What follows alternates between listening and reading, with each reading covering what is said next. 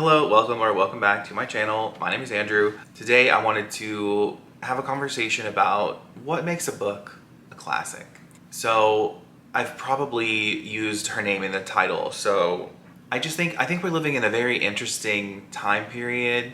I have no notes for this, by the way. I have no notes for what I'm going to say here. I have nothing scripted, nothing prepared, so I'm just kind of speaking off the cuff here. But I want to talk about, basically, I've seen a couple book talks. I'm not really big on book talk. I have a video where I scroll through 6 book talks, but book talk is not really it's not really my preferred bookish space. I prefer Bookstagram or BookTube, but obviously, but I do find book talk as a concept just very interesting. It's so crazy. I know tons and tons of people have been reading and they are attributing that success, or they feel like they've gotten back into it because of book talk. And I kind of started reading in 2020 with the pandemic, before book talk was what it is now.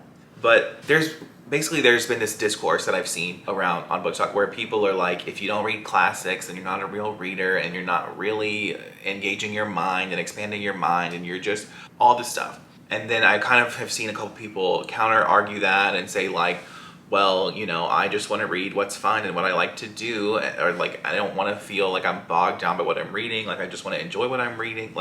And I kind of understand both sides of the argument here, because I feel obviously I'm more on the side of I just want to read and have fun side of things, because same, but I also feel there is a lot of value in classics. The ones that I've read, I've really enjoyed, and I feel they really stand the test of time. And The Picture of Dorian Gray, for example, I've loved that book so much, and Frankenstein was a book I read in high school that I loved. So I just feel they have their place. They have their place in literature, canon, I don't know, history, whatever you want to call it. So, but what makes a classic? And I remember seeing someone talked about how they said what is a classic? What makes a classic? Well, a classic is at the time, in the time that those books were being written, they're writing about current events, current affairs, critiquing it, talking about it, discussing the world and their view of what they're witnessing, just current day.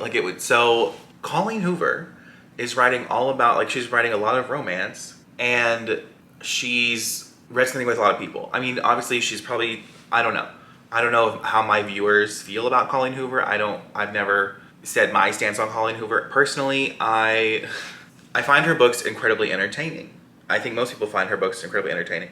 I think that she is an author that it's just so massive. I've only read 2 of her books. I've only read Verity and It Ends With Us, but I did give them both 5 stars, which to me is shocking. When I think back on it, I don't really think they deserve that. But the ending had this gut reaction to me that I just wanted to give it a 5-star rating. But I definitely think I preferred Verity over It Ends With Us, but this isn't a whole review on those 2 books. This is a conversation about what makes a classic. Because the thing is, if it's a person who's constantly writing what some people would argue is romance, some people would argue it is not romance, or all this. I would not classify Verity as a romance, and I would not classify It Ends With Us as a romance. Those are not the genres I would categorize. It Ends With Us as a thriller. I'm sorry, Verity as a thriller, and I would categorize It Ends With Us as a depiction of a toxic relationship. So, which I feel she was channeling the Wuthering Heights story. Now she writes in a much more modern, much more accessible, much more, but there was jargon, and there's all these words and stuff that people were saying in the 1800s, 1900s that we don't say now. And I'm sure there's jargon and language and slang that people say now that in 20, 30, 100, 200 years, people are going to be what the hell is that? What does that mean? No one knows what that means. I don't know. Is she a modern day Jane Austen? I've never read a Jane Austen, though, so I can't speak to that.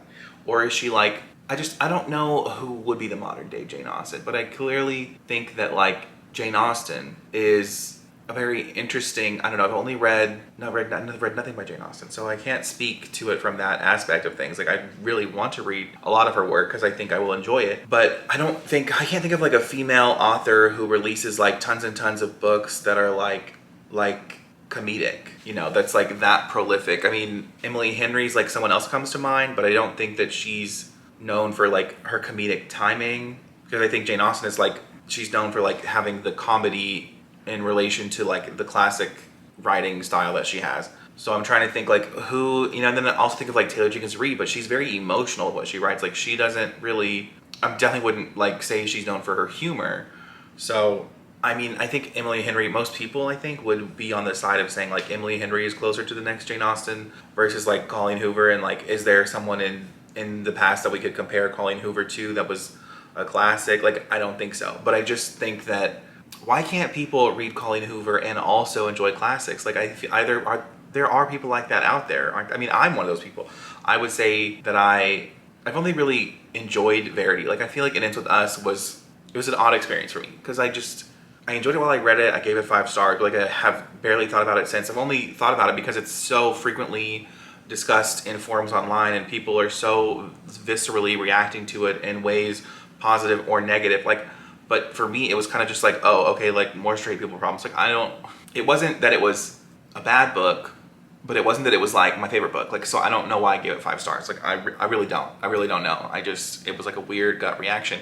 But, like, I'm just trying to think, like, who is the next Jane Austen? Like, who would you guys say? Like, from who you have read, like, who do you think, or do you think there is no other Jane Austen? There's nobody doing it like she did it back in the day. Like, she's irreplaceable. I mean, maybe she is. But, like, who do you think that is a modern day writer is the closest to what Jane Austen was doing back in the day? I'm just a little bit curious, like, what are you guys' thoughts? Because if you're talking about like how prolific somebody is, then Colleen Hoover's up there, but so is Taylor Jenkins Reid, so is Emily Henry. Like, these are all women that I think are writing like a lot of books, and I think that a lot of people are resonating with them. All 3 of these authors, like, people are obsessed with Emily Henry, people are obsessed with Colleen Hoover. I would say out of the 3 of those people, my favorite is definitely Taylor Jenkins Reid, but I don't put her in the same bucket as like a Jane Austen from what I know about Jane Austen as someone who's never even read Jane Austen. So now I'm just curious, like, who's a modern, now I just want to know, like, who's a modern day author that you guys would compare to Jane Austen? And is there anybody? I think I've already asked that, but I guess that's now the question. That's now the product of this. That's now the homework of this video. But also, like, I feel like it's so, like, you either read Colleen Hoover and like Sarah J Maas and like whatever, and like that's what you enjoy reading, or you read classics. Like, why is there not, I feel like there should be room for like people to be into both or enjoy both or not have an issue with, I don't know. And like, I haven't dug deep into like Colleen Hoover as a problematic thing. Like, that's a whole nother conversation, but I know people say that like the depictions of the relationships in her books are problematic, but I've also heard people say that like they read It Ends With Us and it literally like caused them to realize they were in a toxic relationship and then leave the relationship. So I feel like to say that she's providing no value whatsoever isn't true, but I also understand if you read her books and find her to be, like, if you find what she's doing to be enraging and terrible, I get it.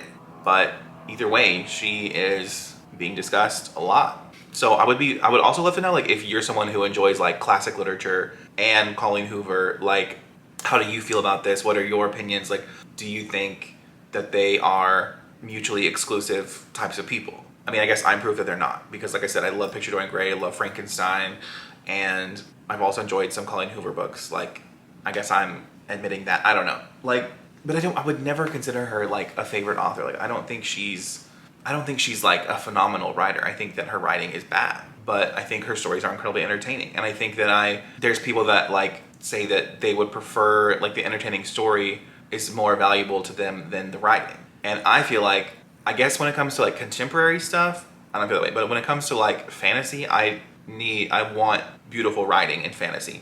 But I guess in reality, and I kind of did another video also about writing in general, like my thoughts on writing or who I think are some of the better at just like the prose style. And I mean, but like Taylor Jenkins Reid, I think I wouldn't say like her writing itself is what's so phenomenal. I would say like the emotional impact she has as an author is like what resonates with me so much. Like, I think her work is just so, I feel like she puts so much of herself into her work. And I guess you could argue the same for Colleen Hoover, and possibly the same for Emily Henry. I don't know. I feel like these 3 authors like are all like, I don't know. I'm not saying I just they're all obviously they're all very different people and they all have their own style. And like I said, Taylor Jenkins Reid is my personal favorite of the 3 of them.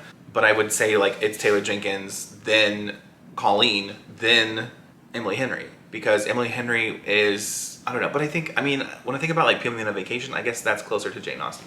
I feel like she's probably she's probably the closest thing we have to Jane Austen. So if you like Jane Austen, then I think you should read Emily Henry, and if you like Emily Henry, probably read Jane Austen. But also, again, this is coming from a person who's never read a Jane Austen novel. So who am I? Who am I? I don't know. But that's a lot to leave you with. Just ponder. But I would love to hear your thoughts in the comments. Please, let's keep the conversation going. But I will, as always, leave my Instagram, Goodreads, and Twitter in the description down below for you to check out if you would like. Otherwise, have a great day. Bye.